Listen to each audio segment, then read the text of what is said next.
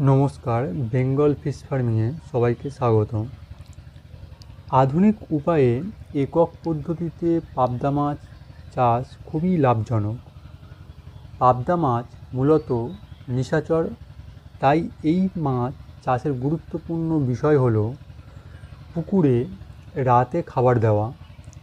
ভালো মানের ব্র্যান্ডেড কোম্পানির ফিড খাবার হিসাবে দেওয়া যেতে পারে। পাবদা মাছের ওজন 30 গ্রামের ঊর্ধ্বে উঠলে খাদ্য প্রয়োগের পরিমাণ হবে তার দেহের ওজনের শতকরা 5 ভাগ।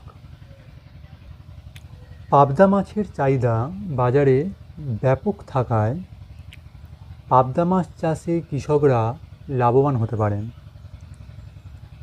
সবাই ভালো থাকবেন, ধন্যবাদ।